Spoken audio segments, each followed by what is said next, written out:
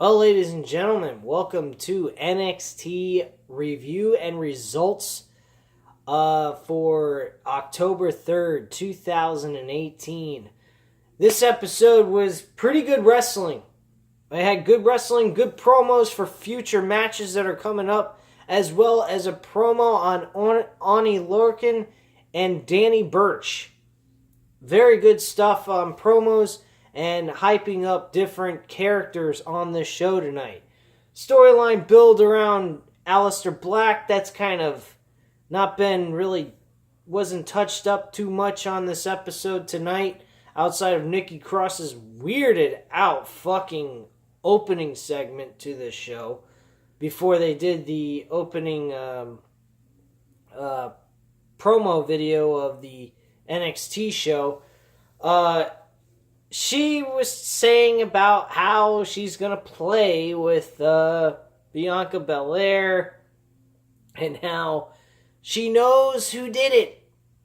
She knows, grabbing her hair and acting like a raving lunatic. One mental institution room for one? Maybe? Straitjacket, padded room, something she can bounce off the walls and not really hurt herself too much, Yeah, Nikki Cross is a little out there. Very, very fucking weird. Very weird character she's playing. Hope she's not that way in real life. God help us all if that's who she is in real life. Anyway, to kick off the show, we had Candice LeRae, Johnny Gargano's wife, competing against Lacey Evans, continuing the storyline that happened last week with her and Lacey Evans with the comment that she made. Well, Lacey Evans tapped into the opportunity to get an opening on Candice LeRae. She told Candice, your husband's a failure, and so are you.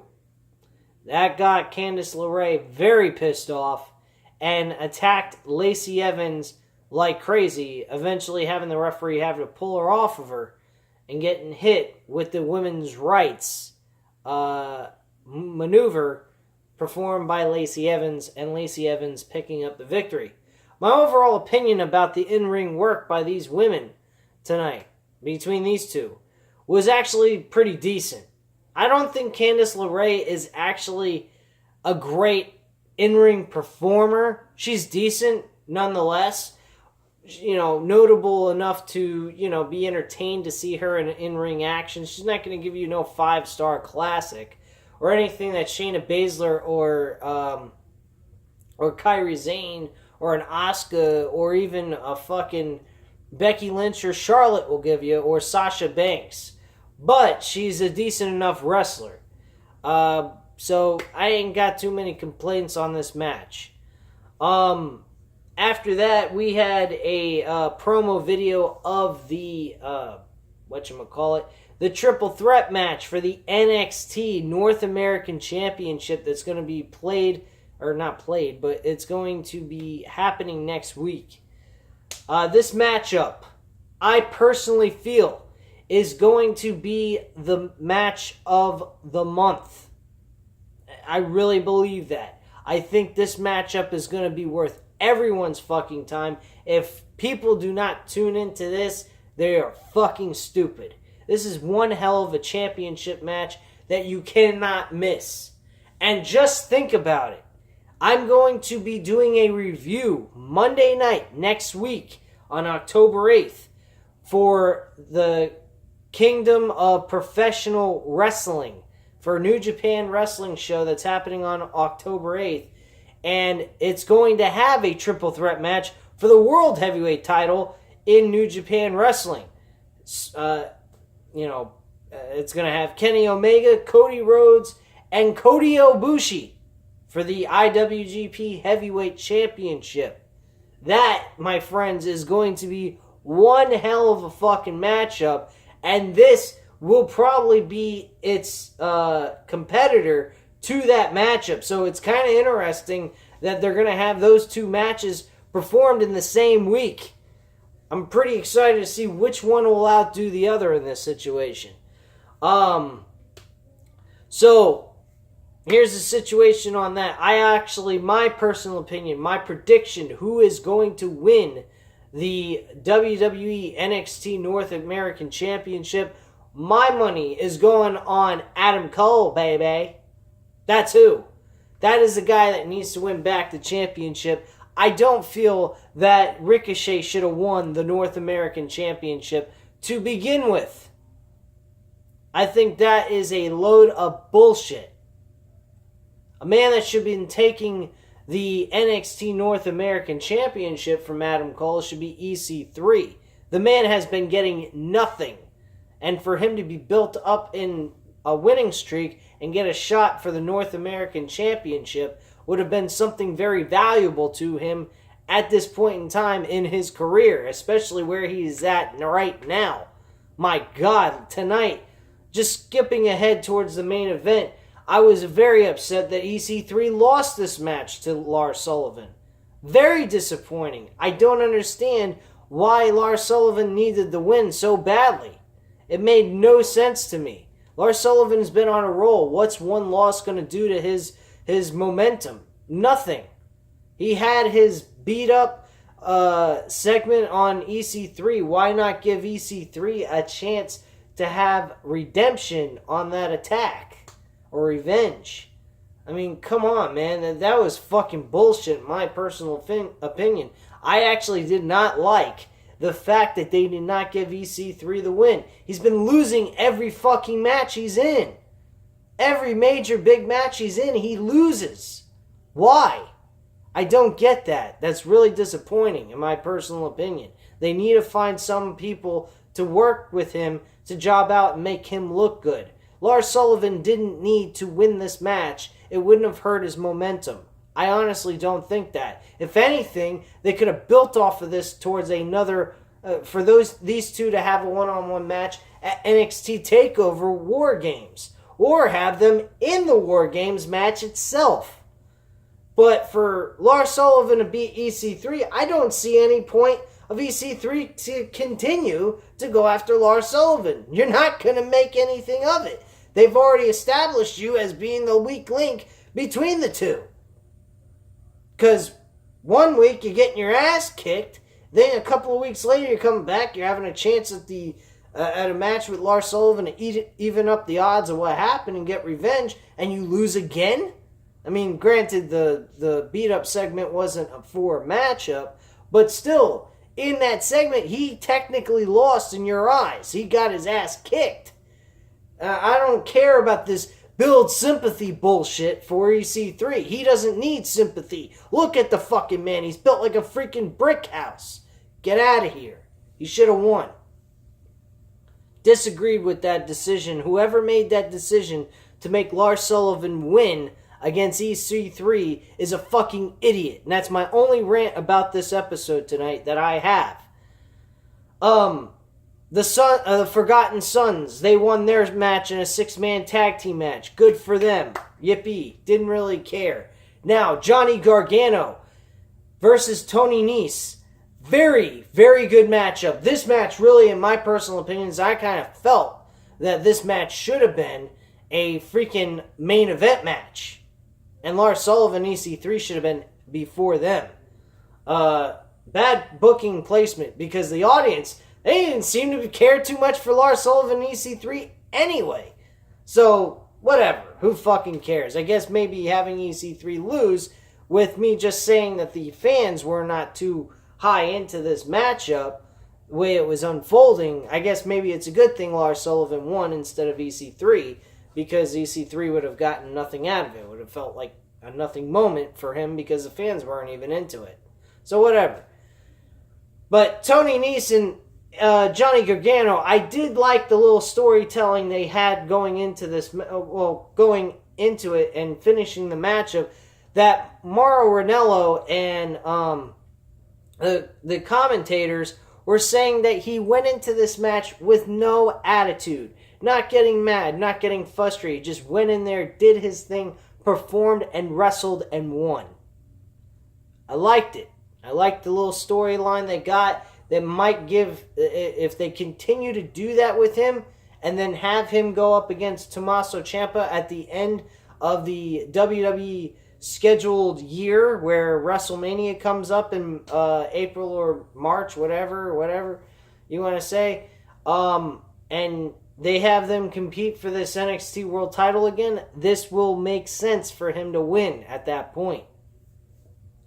Tommaso Ciampa, he directed some of his frustrations to Velveteen Dream, stating that, hey, if you want to go ahead and get into my spotlight, stating and making accusations that aren't true, unless you got proof to back it up, you better watch it or I will become your nightmare instead of your dream. So, it seems to me, from the looks that's going on here, based on that segment alone, looks like Tommaso Ciampa's got his new number one contender and his new challenger for his NXT World title.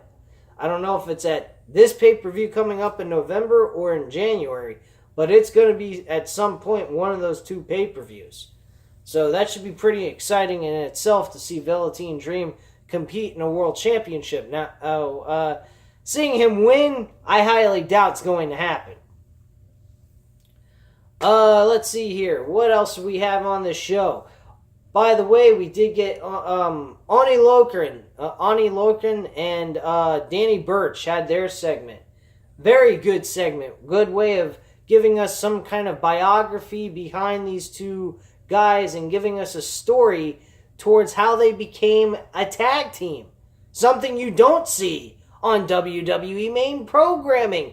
Hey, WWE, have you, ever thought maybe you could have done some kind of fucking background story onto why we saw Drew McIntyre and Dolph Ziggler become a tag team?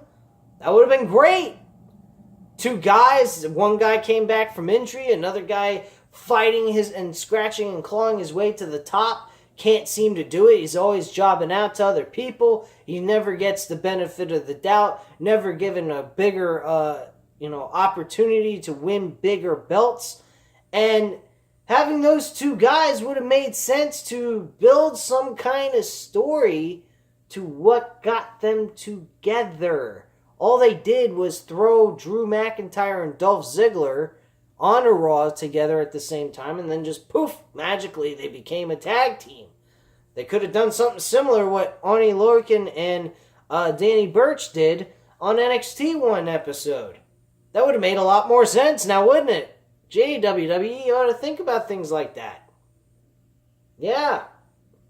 Or had them in tag team matches at random and had nothing else better to do, and they just looked at each other and say, hey, we're a good fucking tag team. Why don't we just be a tag team and do some shit and create and be one of the best tag team partners in the WWE history and create some history as WWE tag team champions? Now, granted, they've done a fantastic job as a tag team, no doubt about it, but I did not get the point of them getting together. There was no element that caused them to be together outside of they just said they were as a tag team. So, whatever. Now, getting on to Danny Birch and Lorcan. After the promo video, there was a reason for this. There is a big reason. And I honestly believe that video was for a hinted, it was giving us a clue that the next tag team champions to beat the Undisputed Era is going to be them. And well deservingly. I honestly think that they would be the tag team that should win. They remind me a lot of Tommaso Ciampa and Johnny Gargano. Only in this situation, I don't see these guys ever splitting up because I don't see them as guys that can work as single competition. I think if they break these two up, they'll fall apart on their own. Together as one team, they will actually go places as a tag team and be relevant to the WWE fans. So in my personal opinion, that is the tag team that needs to take the titles from the Undisputed Era. I think that will be what we are going to see very soon. And I think that's either going to happen in January or in April during the WrestleMania weekend. So pay very close attention to that, because I do believe when they start having them have a series of matches on NXT programming, you're going to start seeing them win a lot of matches, leading them to a number one contendership at some pay-per-view, and then going on to win those tag team titles the second time around. Another thing that I did not point out, and then I'm going to close this video out, is they give you the promo video package of the Kairi Sane, Shayna Baszler announcement for Evolution for the NXT Women's Championship. Now, something that I actually enjoyed watching in this video, which convinces me, will convince anyone based on that alone. And if they make Kairi Sane Kairi Sane win against Shayna Baszler, they're making a huge mistake. Because in this promo video package, they made Shayna Baszler go back to the old school ways of what she used to do in MMA. She had a training camp. She's busted her ass. She's lifting weights. She's competing in whatchamacallit. She's training with other people and sparring with them. She is actually going into this as if she's going in a mixed martial arts fight. In a real combat sport.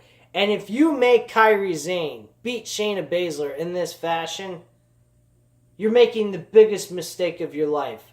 Not one are you messing up Shayna Baszler as the pure image of a professional fighter, but you're also spitting in combat sports, saying that that professional wrestling is superior to combat sports. You're so full of shit, it's coming out of your ass. I'm sorry to tell you, but you don't go into a training camp in professional wrestling. You just have matches, you work out, and you work with the guy that you're going to perform in the ring, orchestrating what's going to happen in the middle of that ring together. She is going out to the part where she's actually training as if she's going in for a mixed martial arts fight. I can't see or fathom, if that is what she's doing, how she could lose to Kairi Sane with the NXT Women's Championship on the line. I'm sorry, but I don't see that fucking happening. I see this belt going back to Shayna Baszler. And with this segment alone, you gotta give it to Shayna Baszler. You can't go ahead and produce her that highly of taking this match seriously and make her lose. That's just shitting on all professional sports that's real. Now, I'm not saying wrestling is fake, but it's orchestrated. That's what makes it fake. Now, what they do in the ring and the things that they do to each other, which can lead to injury, no, it's not fake, but it's fake in the sense that there's a fixed winner and loser. That's the point of why people call it fake. Because it's all predetermined. It's set up the way the owner or person who's orchestrating the match wants it. So, in that sense, it's like going for an award. It's not in the same sense of going out in an actual sport to win. So, having Shayna Baszler lose to Kairi Sane would be a total slap in all real athletics. You can't do that. I'm sorry. Shayna Baszler has got to walk out the NXT Women's Champion. At least for just this matchup alone. You can't make her lose 3 times in a row to Kairi Sane. She's lost to Kairi Sane both times, being the ones that are memorable to everyone's memory. I mean, she did win one match to get an opportunity for the NXT Women's Championship, but at the end of the day, this is a rematch. This is for her belt that she lost and she didn't take seriously, and now she is. You're going to make her lose again? No. Man. You're going to destroy her image and make her image look like she's a fucking shell of her former self that she once was. Which Wasn't that long ago. So she's got to win this belt back. There's no doubt about it in my mind.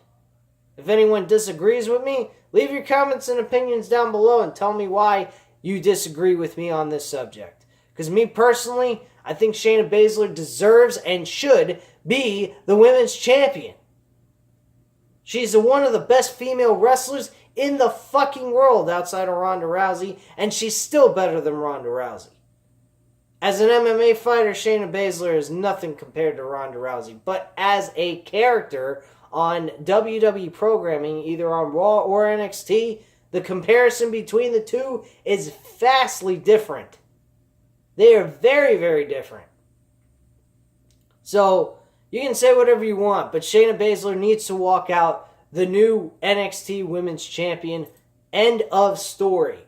Thank you very much for watching. Leave your comments and opinions down below on anything else you would like to discuss on this video that I talked about, as well as hit the subscribe button if you're not already subscribed to the channel, and on top of that, hit the like button if you like this video. Thank you very much, guys, and have a great night. Bye.